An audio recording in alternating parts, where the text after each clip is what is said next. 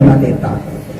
जिसके पास इतनी क्षमता नहीं हो अपने जीवन को, शरीर तो बुरा हो जाता पर मन बुरा होता। सदगुरु कबीर कहते तन के वृद्ध कहा वह गौरे मनुआ अजहू बारो। शरीर तो बुरा हो गया पर मन तो अभी जवानी है। मैं तो कभी कभी कहा करता हूं बूढ़ों को कि साधु हो जाओ, पर कौन से साधु हो जाओ, हमारे जैसे नहीं। साधु की 3 चीज होती, कौन, मौन और मौन। एक कोने में संत बैठा रहता शांति से अध्ययन करता है। लौना अनौना आप भक्त लोग सीधा साधा जो भी देते खा पी लेता, और मौन ज्यादा इधर तक व्यवहार की बात नहीं करता। जो साधु व्यवहार की बात नहीं करता, परमात्मा का चिंतन करता, वही सच्चा साधु होता है। जो साधु दुनिया भर का बखेड़ा लिए बैठता है वो साधु नहीं है, उसके जीवन की साधन नहीं है। तो मैं बता रहा था कौन, लौन और मौन 3 चीज धारण कर लो, हो गए साधु। पर रहा कहां जाता, एक कोने में नहीं बैठा जाता, उठाए लठिया और पड़ोस में बैठे बहू बेटों की निंदा चलता। लौना अलोना नहीं खाया जाता, थाली फेंक देते। मेरी बुढ़िया थी तो ऐसा बना के देती थी। चिड़चिड़ाते हैं, पिड़पिड़ाते हैं, और अंत में मौन भी नहीं रह जाता। तो मैं बता रहा था कि बूढ़े के पास में क्या होनी चाहिए, सहनशीलता। ये कब होगी, जब बूढ़ी को सत्संग मिलेगा, सांत्वना मिलेगा। मेरा समय चला गया, मेरा संस्मरण बताओ। मैं छत्तीसगढ़ में एक बार घूम रहा था, बहुत दिन की बात है, सन 70 की। एक घर में गया और उस घर में गया, उस घर का जो बूढ़ा था, गांव का नाम था आमा चानी बड़ोरा। और उस घर में जब मैं गया तो बूढ़ा बड़ा गजब का बूढ़ा था, बड़ा शांत, परिवार लंबा था। और परिवार में जब लंबा परिवार होता, कई प्रकार की खटपट आती, परंतु सबको सहता, बड़ा शांत रहता। गांव का मुखिया भी था, कई समस्या आती थी सामने, परंतु सुलझाता। कभी भी उसके मस्तिष्क में सिकुड़न नहीं पता चली, निराशा नहीं दिखी। मैंने कहा है यार गजब का बूढ़ा। पूछा दादाजी उम्र कितनी हो गई? गुरुजी 80-82। मैंने कहा आप बड़े शांत हो कि आपके ज्ञान का अनुभव मेरे भीतर है, इसलिए मैं हमेशा जगा रहता हूं, आप लोगों की कृपा है। हमको बताइए कैसे कैसे जगे रहते हो? क्या है गुरु जी, मैं संसार की नश्वरता को देखता हूँ, शरीर की नश्वरता को देखता हूँ, और संसार की विपरीतता को देखता हूँ, और सोचता हूँ कि अपना संसार में कुछ नहीं। जो मीरा से छूटा, उनका कुछ समझाओ थोड़ा। क्या छोटा बच्चा था तो बड़ा सुंदर रहा होगा, जवानी में सुंदरता नहीं रही। जवान था तो बड़ा बलवान था, पर बुढ़ापे में बलवान पना नहीं रहा। और ये बूढ़ा शरीर एक दिन मर जाऊंगा तो ये भी नहीं रहेगा, तो सब छूटने वाला। तो किसके लिए चिंता? उनका बहुत बढ़िया। ये है संतावना, ये है समझदारी। बच्चे को संस्कार मिलते हैं, जवानों को सब शिक्षा मिलती है, बूढ़ों को सांत्वना मिलती है, और महिलाओं के जीवन में आती जागृति। हमने इन महिलाओं को पहले कमजोर बना के रखा था, और क्या कह दिया था? ढोल गमार शूद्र पशु नारी और ईश्वर पावन के अधिकारी, ऐसे कह दिए थे। परंतु हमने विचार नहीं किया। ये नारी ताड़ने की नहीं है, ताड़ने का अर्थ होता ताड़ना मारना पीटना नहीं, देख रेख के अधिकारी। ताड़ना माने कड़ी नजर से देखना।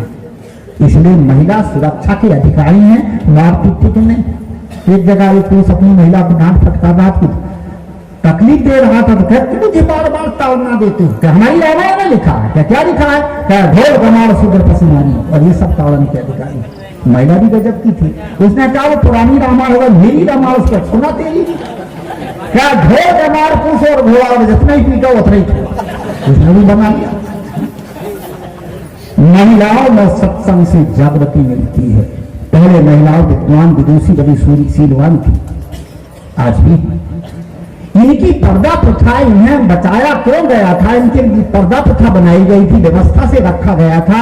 जब हमारा भारत गुलाम हुआ अंग्रेज और मुसलमानों से बचाने के लिए इनको और पर्दा प्रथा से रखा गया था। शिक्षा थोड़ी रोक दी गई थी, और भी छुट्टा नहीं रखा जाता था। इसलिए ये बचाने के लिए ये हमारा एक तरकीब थी। पर हमने पंडितों ने बता दिया नहीं, महिला तो ज्ञान का अधिकारी नहीं, वो तो शुद्ध के समान है। ये हमारी संकीर्णता, और इस संकीर्णता को दूर करने वाले सदगुरु कबीर थे। उन्होंने क्या कहा था? पंडित देखो हृदय विचारी और को पुरुषा को नारी। इसलिए महिलाएं आज देखिए, जब इनके जीवन में जागृति आई, सभी क्षेत्र में महिलाएं आगे हैं। इसको स्कूल के क्षेत्र में विद्यार्थी में उसमें स्कूल के में देखो शिक्षा के में वहां भी अच्छे डिवीजन लड़कियों के होते हैं, लड़कों के कहां, जो 10वीं दुराचारी बन जाते हैं और कोई मैट्रिक तक तो बीए तक चला गया और इनको आप खूब पढ़ाते हैं और पढ़ा लिखा के फिर उन गर्मों के गले में बांधा जाता है जो 8वीं 10वीं 5वीं पढ़े हुए रहते, तालमेल कहां से खा। सत्संग से महिलाओं के जीवन में जागृति आती है और जब जागृति आती तो ये बहने का नाम है महिला। ये महिला शब्द कहां से बने? पुरुष शब्द बना, पुरुषार्थ करने वाला, पुरुष कमाई करके लाओ, पुरुषार्थ करके लाओ, घर को चलाओ, ये पुरुष। मुंह से बैठा है हम मर्द हैं, पता इसमें दूध में निकले ना घी निकले और मर्द बने बैठे नाली में पड़े। महिला शब्द का अर्थ होता है महल की सुरक्षा करने वाली महिला। और इनके 5 काम हैं। कौन कौन से काम? सबसे पहला काम है पति की कमाई संपत्ति का ठीक से सदुपयोग करना। दूसरा काम है बाल बच्चों को अच्छे संस्कार देना। तीसरा काम है आए गए लोगों का स्वागत सत्कार करना। और चौथा काम है घर की साफ सफाई रखना। और 5वां काम है परिवार को संभालना। और पति कमजोर हो, सास ससुर कमजोर हो तो उनको भी संभालना। ये 5 काम है। इनके लिए सत्संग की जागृति की जरूरत है। और मतवादियों को क्या मिलता सत्संग से? निर्णय। जब निर्णय मिल जाता है तो एक मत और एक पक्ष के हो जाते हैं। कितने कर्मकांड के मानने वाले लोग भारत सिद्धांत में आ गए। मेरा संपूर्ण बताऊं, एक दिन नेपाल में ऐसा था कि हमारे गुरु जी कमरे के अंदर रहते थे और सत्संग का हाल थोड़ा सामने था और वहीं पर गुरु जी आया करते थे। बाथरूम वहीं था। कुछ भक्त आए और भक्त बैठे थे और जब चर्चा चलने लगी तो मैंने बोल दिया ये ब्राह्मणों ने बर्बाद कर दिया। गुरु जी ने सुन लिया क्योंकि वो कहां आए थे? बाथरूम में आए तो मुझे लगा था सत्संग हाल। साहब जी आए बैठे, ज्ञान चर्चा हुई, उसके बाद में सब लोग चले गए। शाम को जब मैं पानी देने के लिए गया तो मेरे से कहने लगे क्या बक रहा था? मैंने कहा साहब नहीं पता, तुमने कहा ना कि ब्राह्मणों ने बर्बाद कर दिया। मैंने कहा हाँ साहब, ब्राह्मणों ने बर्बाद नहीं किया, ब्राह्मण संस्कृति ने बर्बाद किया। कर्मकांड, पौराणिकता और रूढ़िवाद, ये ब्राह्मण की ये संस्कृति इसने बर्बाद किया है, ब्राह्मणों ने बर्बाद नहीं किया। और हमने बड़ी सुंदर बात बताई। कैसे? कुछ ऐसे भी ब्राह्मण परिवार के जो थे जिन्होंने अपने सारे कर्मकांड को छोड़ करके निर्णय को समझ करके पारक सिद्धांत में आए। और तुम्हारे पारक सिद्धांत को बढ़ाने वाले ब्राह्मण ही थे। इनका कौन कौन साहब जी? कहा श्री राम राय साहब जी जिन्होंने पंचग्रंथी बनाए ब्राह्मण थे। श्री काशी साहब जी ब्राह्मण थे। और जो है मेरे गुरु जी ब्राह्मण थे। सदगुरु श्री लाल साहब ब्राह्मण थे। अभिलाष साहब ब्राह्मण हैं और प्रेम साहब भी ब्राह्मण थे। हमने ब्राह्मण घर में पैदा किया। मैंने कहा साहब जी बात बोलते जब निर्णय समझ में आ जाता है हर आदमी अपने पक्ष को छोड़ देता है। इसलिए सत्संग से निर्णयवादियों को क्या, सत्संग से मतवादियों को निर्णय मिलता है और सत्संग से जिज्ञासुओं को बोध मिलता है। जो ज्ञान का इच्छुक होता है उसको बोध मिलता है और बोध में आदमी भटकता है। हर आदमी के भीतर भक्ति है, भावना है, कुछ ना कुछ करता है। ऐसा कोई मनुष्य नहीं होगा जो कुछ ना कुछ पूजा पाठ जप तप प्रार्थना आराधना न करता हो, कुछ आस्था ना, ऐसा कोई मनुष्य नहीं मिलेगा। कुछ ना कुछ है, परंतु अब विशेष क्यों नहीं है? इसलिए कि उसके पास बोध नहीं है। भक्ति भावना सबके भीतर है पर बोध ना होने के कारण वह भक्ति ही पाप का कारण बन जाती है, उल्टी बन जाती है। उदाहरण देकर समझाऊं, एक बार, अब समय भी आखिरी आ रहा है, एक बार एक फोटोग्राफर था। फोटोग्राफर के मन में इच्छा हुई कि मैं किसी देवता का फोटो खींचूं। तो उसने देखा एक देवी का मंदिर था। देवी के मंदिर में एक 8 साल का बच्चा, 12 साल का बच्चा बड़ी सुंदर प्रार्थना कर रहा था। रूप भी बड़ा सुंदर, छोटा सा बच्चा 8-10 साल का, और शब्द भी बड़े अच्छे निकल रहे थे। उसके मन में श्रद्धा हुई फोटोग्राफर के, ये है देवता। लोगों से पूछा भैया बच्चा कैसे? अरे बड़े धार्मिक प्रवृत्ति का है। फिर चलो इसी का फोटो खींच लो। कहा जाता है कि 24 साल के बाद में फिर उस फोटोग्राफर के मन में इच्छा हुई कि किसी राक्षस का फोटो खींचूं। अब राक्षस का फोटो खींचूं तो जब वो देखे कि लोगों के पास जाते जहां जहां देखते रूप दिखता कुरु तो चरित्र अच्छा, किसी का चरित्र अच्छा दिखता तो रूप भी ढंग का दिखता, मिलान नहीं। अंत में वो कहां चला गया? जेल में। और जेल में जब गया तो एक जेली था जिसके हाथ में हथकड़ियां और पैर में बेड़ियां थी और अंदर बंद था। उसने सलाख से देखा तो ये होता कि जैसे हमारे मन के भाव होते हैं उसी प्रकार हमारे शरीर और चेहरे में भी आकृति आ जाती है। जब जिस आदमी के भीतर में खुखार भावना हो तो चेहरा भी खुखार दिखने लगता है। उसने देखा कि खुखार, लाल लाल आंख, खड़े खड़े बाल, खूब।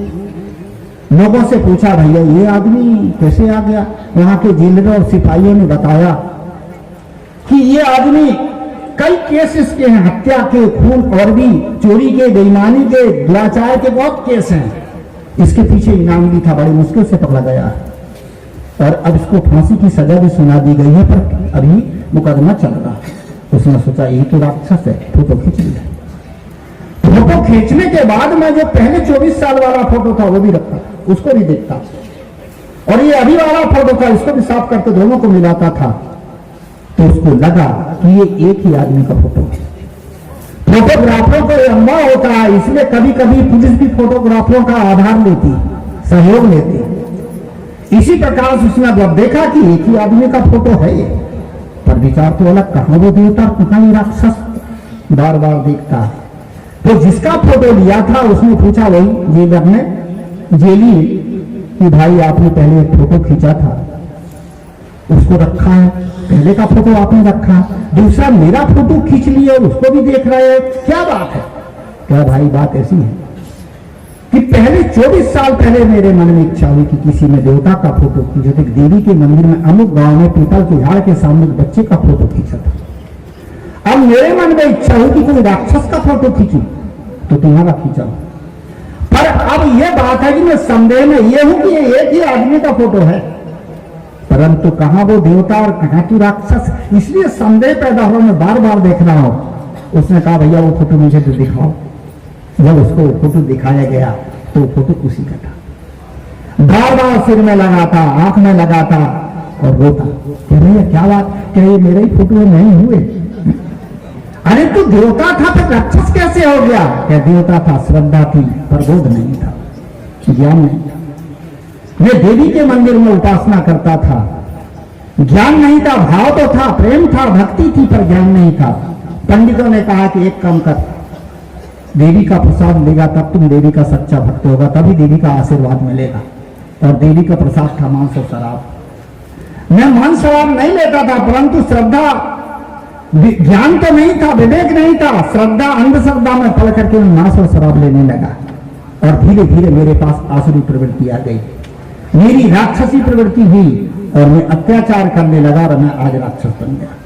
कहानी का तात्पर्य है कि भक्ति है, सब कुछ है, पर ज्ञान नहीं है, बोध नहीं है, तो आदमी का पटला जो पटली पलट जाती है। आज देवी देवताओं के मंदिर में, भक्ति के मंदिर में धर्म के नाम से और राक्षसी कर्म हो रहा है, हिंसाएं कर रहे, क्यों? बोध नहीं है। इसलिए सत्संग से जिज्ञासुओं को बोध मिलता है, सत्संग से बच्चों को संस्कार मिलते हैं, सत्संग से महिलाओं में जागृति आती है, सत्संग से जवानों को सब शिक्षा मिलती है, सत्संग से बूढ़ों को संतावना मिलती है, सत्संग से जिज्ञासुओं को बोध मिलता है और सत्संग से मतवादियों को निर्णय मिलता। सतगुरु वचन सुनो हो संतो, मत लीजिए सिर भार, हो हजूर ठाव के अवते कर संभल संभाल, कर्मों के विधाता से अपने आप को खुद समझो और दूसरे को संभालो।